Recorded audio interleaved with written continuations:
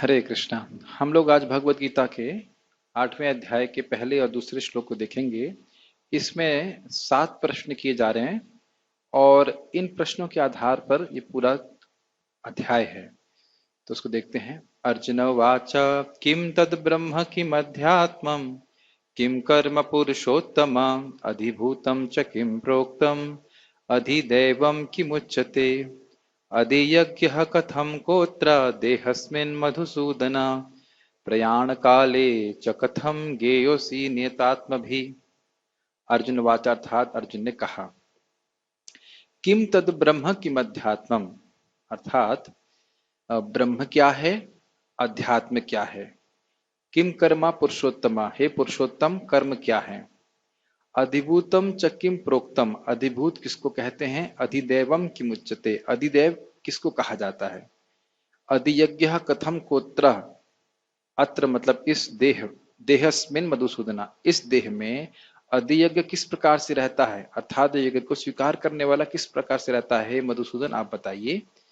प्रयाण काले च कथम, मृत्यु के समय गेयोसी नियतात्म भी, मैं आपको किस प्रकार से आपको जाना जा सकता है, कैसे हम उस अधियज्ञ को जान सकते हैं। तो इस श्लोक में ही आपको सारे प्रश्न दिख जाएंगे।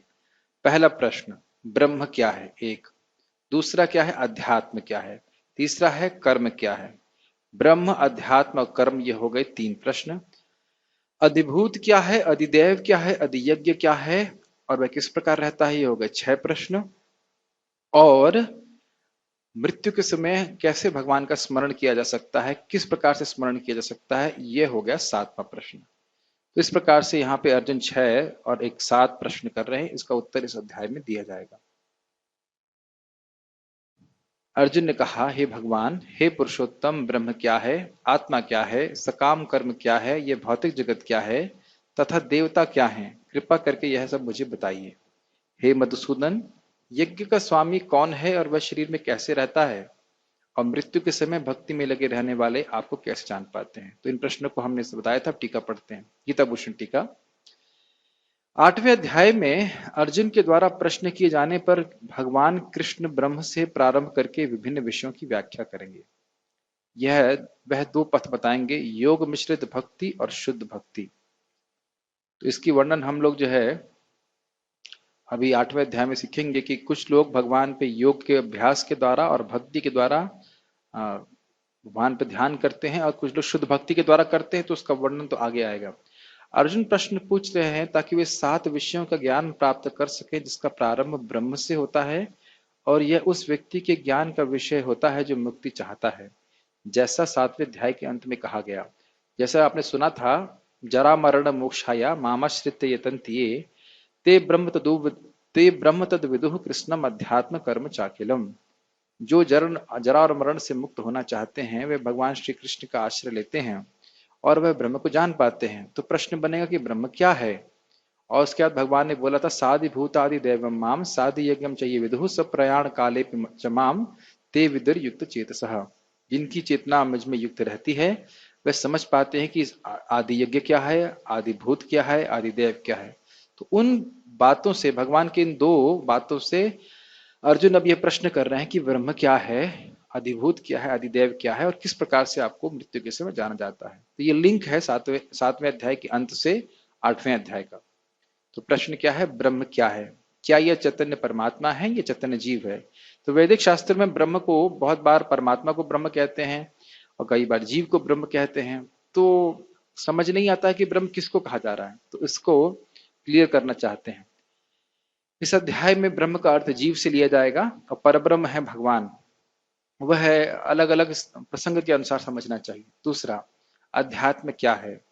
क्योंकि अध्यात्म का अर्थ होता है जो शरीर को अधिकृत करता है। तो क्या यह श्रोत्र आदि इंद्रिय समूह है या सूक्ष्म तत्व वृंद है। इसका शब्द कुछ कठिन है, समझाने का प्रयास करता हूं। अधिकृत मतलब शासन करने वाला। तो वो क्या है जो इस शरीर पे शासन कर रहा है। श्रोत्र आदि इंद्रिय समूह अर्थात ज्ञानेन्द्रियां।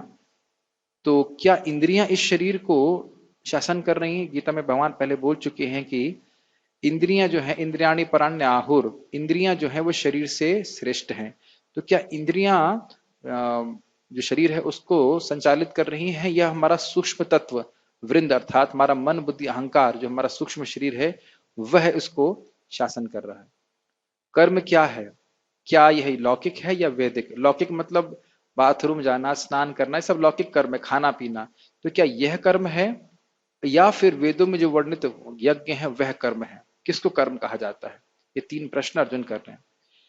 अर्जुन यहाँ भगवान कृष्ण को पुरुषोत्तम कहकर संबोधित कर रहे हैं ताकि कहीं भगवान यह आशंका प्रस्तुत कर दें कि क्योंकि हम दोनों समतुल्य हैं तो तुम मुझसे क्यों पूछ रहे हो?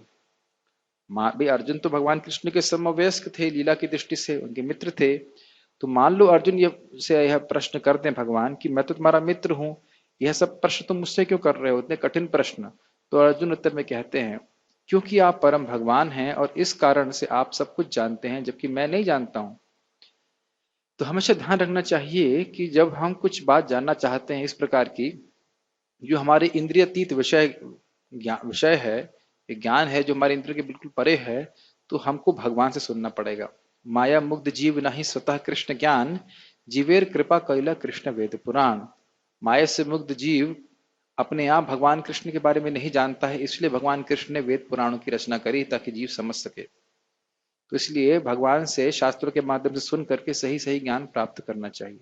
चौथा प्रश्न, अधिभूत क्या है? अधिभूत का अर्थ है जो जीव पर शासन करता है। अध्यात्म क्या था? जो शरीर पे शासन करता है। अब ये चौथा प्रश्न है कि अधिभूत क्या है, अर्थात जीवात्मा पे जो शासन करता है। अधिभूत का अर्थ है जो जीव पर शासन करता है। तो क्या यह घट आदि तत्वों को इंगित करता है या जीवों के भौतिक शरीर को इंगित करता है? घट आदि तत्व मतलब क्या इस जगत में जो हम भौतिक तत्व देखते हैं, आकाश वायु जल इत्यादि, वह जीव पे शासन कर रहे हैं, या जो जीव का शरीर है जो इन वस्तुओं से बना है वह शासन करता है? तो किसको अधिभूत कहते हैं? उसके बाद पांचवा प्रश्न है अधिदेव क्या है? क्या यह देवताओं पर ध्यान है या विश्व रूप पर? अर्थात क्या देवता अधिदेव हैं या विश्व रूप? विराट रूप, इस जगत में विराट रूप जो है, पूरा ब्रह्मांड की धारणा एक विराट रूप में की जाती है जिसमें विभिन्न देवता स्थित होते हैं। तो क्या देवता अधियज्ञ अधिदेव हैं या विराट रूप जो है वो अधिदेव है? छठा प्रश्न, अधियज्ञ कौन है? जो यज्ञों को अधिगत रखता है, यानी कि जो यज्ञों के भोक्ता हैं वह कौन है? क्या यह विष्णु है या इंद्र है? तो प्राय वेदों में भी वर्णन होता है कि इंद्र भी यज्ञों के मुख्य अधिष्ठाता देवता हैं, और यह भी वर्णन है कि विष्णु है। तो उनमें से कौन है, किसकी प्रसन्नता के लिए यज्ञ किया जाए? साथ ही इस अधियज्ञ का स्वभाव क्या है? सातवां, स्वभाव क्या है मतलब किस प्रकार से ये अधियज्ञ हमारे शरीर में रहते हैं? अर्जुन भगवान को मधुसूदन कहकर संबोधित कर रहे हैं, अर्थात भगवान के लिए उनके इन संशयों को समाप्त करना अत्यंत सरल होगा। ये बहुत महत्वपूर्ण बात है। देखिए, संशय होना ये कोई दिक्कत नहीं है। जब हम रोड पर चलते हैं तो हर व्यक्ति को संशय होता है कि यह रोड क्या मुझे सही जगह लेके जाएगी? तो अगर संशय नहीं हो तो स्वाभाविक है कि हो सकता है कि हम गलत दिशा में चले जाएं। लेकिन ये बुद्धिमानी है कि हम संशय करें। Doubt is a sign of intelligence. संशय होना यह है बुद्धिमत्ता का लक्षण है, लेकिन संशयों का बना रहना बहुत तकलीफ है। क्यों?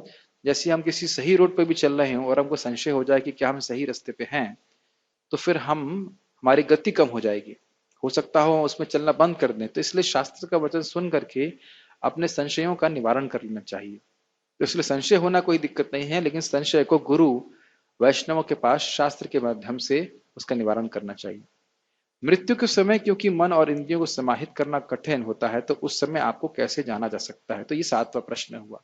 तो फिर से याद करेंगे प्रश्न को, तीन तीन और एक करके याद कीजिए। ब्रह्म क्या है, अध्यात्म क्या है, कर्म क्या है? अधिभूत क्या है, अधियज्ञ क्या है, अध्यात्म क्या है? इस प्रकार से 6 प्रश्न हो गए। और सातवां प्रश्न है कि मृत्यु के समय हम भगवान को कैसे याद रख सकते हैं? फिर से याद दिलाऊंगा, क्योंकि प्रश्न याद रहेगा तो उत्तर समझ में आएगा पूरे अध्याय का। ब्रह्म क्या है, अध्यात्म क्या है और कर्म क्या है? अधिभूत क्या है, अधियज्ञ क्या है और अधिभूत क्या है, अधियज्ञ क्या है और अधिदेव क्या है? और मृत्यु के समय हम भगवान को कैसे जान सकते हैं? तात्पर्य, इस अध्याय में भगवान कृष्ण अर्जुन द्वारा पूछे गए ब्रह्म क्या है आदि प्रश्न का उत्तर देते हैं। भगवान कर्म भक्ति तथा योग और शुद्ध भक्ति की भी व्याख्या करते हैं। श्रीमद् भागवत में कहा गया है कि परम सत्य ब्रह्म परमात्मा तथा भगवान के नाम से जाना जाता है। वदन्ति तत्त्वविदः तत्त्वं यद् ज्ञानमद्वयम् ब्रह्मेति परमात्मेति भगवानिति शब्देत। साथ ही जीवात्मा या जीव को ब्रह्म भी कहते हैं। अर्जुन आत्मा के विषय में भी पूछता है, जिससे शरीर, आत्मा तथा मन का बोध होता है। आत्मा शब्द जो है वह प्रसंग के अनुसार आत्मा को इंगित कर सकता है, शरीर को इंगित कर सकता है और मन को कर सकता है। वह हमको प्रसंग के अनुसार देखना पड़ेगा। वैदिक कोश निरुक्त के अनुसार आत्मा का अर्थ मन, आत्मा, शरीर तथा इंद्रिय भी होता है और बुद्धि भी होता है। तो प्रसंग जैसा हो उसके अनुसार व्यक्ति को लेना पड़ेगा उसका अर्थ। अर्जुन ने परमेश्वर को पुरुषोत्तम या परम पुरुष कहकर संबोधित किया, जिसका अर्थ यह है कि वह सारे प्रश्न अपने मित्र से नहीं अपितु तो परम पुरुष से उन्हें परम प्रमाण मानकर पूछ रहा हो, जो निश्चित उत्तर दे सकते थे। तो ये तो हमने टीका में चर्चा कर लिया, क्योंकि भगवान पुरुषोत्तम है, भगवान है, इसलिए वह सब कुछ जानते हैं और इसीलिए हमारे संशयों का निवारण ठीक ठीक प्रकार से भगवान ही कर सकते हैं। तात्पर्य, अधियज्ञ का तात्पर्य इंद्र या विष्णु हो सकता है। जो चीजें हम टीका में चर्चा कर चुके हैं उसको हम नहीं बताएंगे। विष्णु समस्त देवताओं में, जिनमें ब्रह्मा तथा शिव सम्मिलित हैं, प्रधान देवता हैं और इंद्र प्रशासक देवताओं में प्रधान हैं। प्रशासक देवता अर्थात जो इस जगत का, उस ब्रह्मांड का संचालन कर रहे हैं, उनमें सर्वश्रेष्ठ इंद्र हैं, लेकिन भगवान तो विष्णु ही हैं। इंद्र तथा विष्णु दोनों की पूजा यज्ञ द्वारा की जाती है। किंतु अर्जुन प्रश्न कर रहा है कि वस्तुतः यज्ञ का स्वामी कौन है और भगवान किस तरह जीव के शरीर के भीतर निवास करते हैं। तो यह भी हो सकता है कि कोई सोचे कि भगवान जो जीव के शरीर में निवास करते हैं वह अलग हैं और जो यज्ञ का भोक्ता है वह अलग हैं। हो सकता है कि वो सोचे कि इंद्र यज्ञ के भोक्ता हैं और भगवान विष्णु हैं। लेकिन वस्तुतः आप जानते हैं गीता सुनते हुए कि भगवान विष्णु ही हैं और वही सारे यज्ञों के भोक्ता भी हैं। अर्जुन ने भगवान को मधुसूदन कहकर संबोधित किया, क्योंकि कृष्ण ने एक बार मधु नामक असुर का वध किया था। तो ये तो हम आपको बता चुके हैं कि जैसे भगवान ने मधु नामक असुर का वध किया था, उसी प्रकार से अर्जुन चाहते हैं कि उनके संशय का भी वध करें, जिस वह संशय एक असुर के समान है। वस्तुतः ये सारे प्रश्न जो शंका के रूप में हैं, अर्जुन के मन में नहीं उठने चाहिए थे, क्योंकि अर्जुन एक कृष्ण भावना भावित भक्त था। अर्थात जो भक्त है वह शंकाओं के परे रहता है, वह भगवान के बारे में तत्व में सब कुछ जानता है। अतः और ये ध्यान देना चाहिए कि ये सारी शंकाएं भगवान ही उसके हृदय में जागृत कर रहे हैं, ताकि अर्जुन को निमित्त बना करके गीता का उपदेश पूरे जगत में दिया जा सके। ये चैतन्य महाप्रभु की लीला में भी आता है, जब वह विभिन्न भक्तों को, जैसे सार्वभौम भट्टाचार्य, रामानंद राय जी को भी और एक जगह अन्य भक्तों को, सनातन गोस्वामी को शक्ति देते हैं कि वो प्रश्न करें। भगवान के बारे में प्रश्न करना, सही सही प्रश्न करने के लिए भी बहुत शक्ति चाहिए।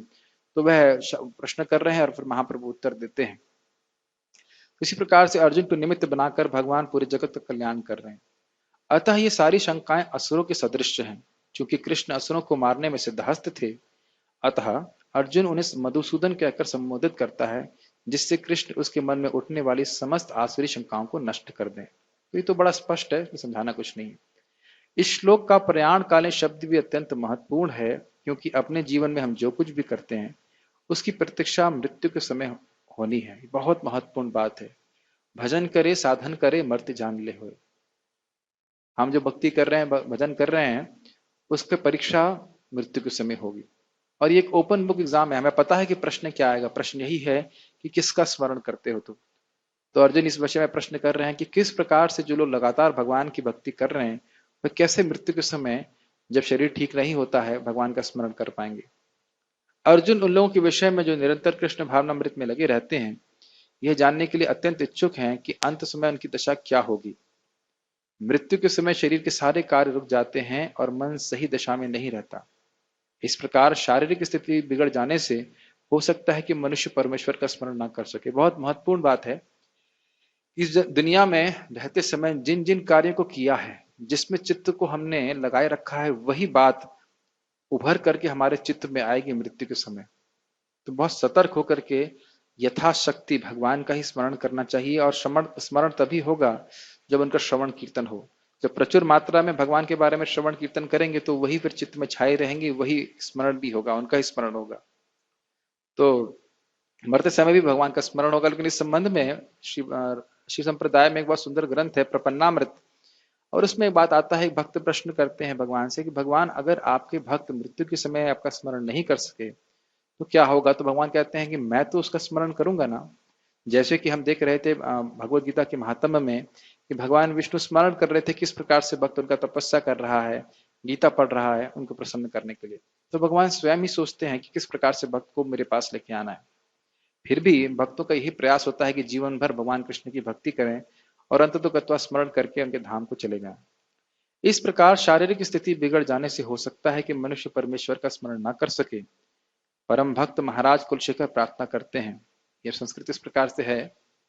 कृष्णा त्वदीय पद पंकज पंजरांतम अद्वैव मे विशति भक्त मान अद्वैव मे मानस राज हंस। श्लोक हम भूल रहे हैं।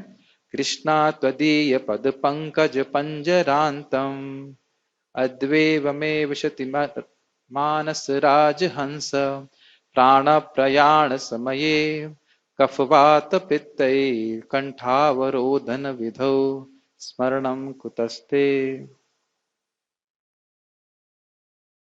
कि हे भगवान इस समय मैं पूर्ण स्वस्थ हूं। इसका अनुवाद इस प्रकार से है, अच्छा हो कि मेरी मृत्यु इस समय हो जाए जिससे मेरा मन रूपी हंस आपके चरण कमल रूपी नाल के भीतर प्रविष्ट हो सके। यह रूपक इसलिए प्रयुक्त किया गया है क्योंकि हंस जो एक जल का पक्षी है वह कमल के पुष्पों को कुतरने में आनंद का अनुभव करता है। इस तरह वह कमल पुष्प के भीतर प्रवेश करना चाहता है। महाराज कुलशेखर भगवान से कहते हैं, इस समय मेरा मन स्वस्थ है और मैं भी पूरी तरह स्वस्थ हूं। यदि मैं आपके चरण कमलों का चिंतन करते हुए तुरंत मर जाऊं तो मुझे विश्वास है कि आपकी प्रति मेरी भक्ति पूर्ण हो जाएगी, किंतु यदि मुझे अपनी सहज मृत्यु की प्रतीक्षा करनी पड़ी तो मैं ये नहीं जानता कि क्या होगा, क्योंकि उस समय मेरा शरीर कार्य करना बंद कर देगा, मेरा गला रुंध जाएगा और मुझे पता नहीं कि मैं आपके नाम का जप कर पाऊंगा या नहीं। अच्छा यही होगा कि मुझे तुरंत मर जाने दे। ये बहुत गंभीर श्लोक है। क्यों गंभीर है? क्योंकि भगवान का भक्त वस्तुतः इस जगत में रहना नहीं चाहता। वह तो यही चाहता है कि भगवान के चरण कमलों की प्राप्ति हो, उनकी चरण सेवा का सुख प्राप्त हो। और यही बात यहाँ महाराज कुलशेखर कह रहे हैं, बहुत महान भक्त हुए भगवान के, कि इस समय भगवान मेरा मन आप में लगा हुआ है, तो संभावना है कि मैं अगर अभी शरीर त्याग दूं तो आपके धाम की प्राप्ति कर लूं। कुछ पता नहीं है कि मृत्यु के समय मैं आपका स्मरण कर पाऊंगा कि नहीं। हर भक्त को यह चिंता होती ही है। तो एक बात महत्वपूर्ण है कि चरण कमल का चिंतन का अर्थ केवल चरण कमल नहीं है, अर्थात उससे उपलक्षण से समझ लेना चाहिए कि भगवान का नाम रूप गुण लीला सभी कुछ आ जाएगा। उसमें भगवान के भक्त हमेशा अवगाहन करते रहते हैं, उनका स्मरण करते हैं और इसके द्वारा बहुत सुख अनुभव करते हैं। अर्जुन प्रश्न करता है कि ऐसे समय मनुष्य किस तरह कृष्ण के चरण कमलों में अपने मन को स्थिर कर सकता है। तो सातों प्रश्नों को प्रभुपाद जी ने क्लियर किया है, फिर से एक बार हम याद कर लेते हैं रिवाइज करने के लिए। ब्रह्म क्या है, अध्यात्म क्या है और कर्म क्या है, अधियज्ञ क्या है, अधिभूत क्या है, अधिदैव क्या है और किस प्रकार व्यक्ति मरते समय भगवान में अपने मन को स्थिर कर सकता है। इन सातों प्रश्न का उत्तर हम 8वें अध्याय में सीखेंगे। हरे कृष्णा।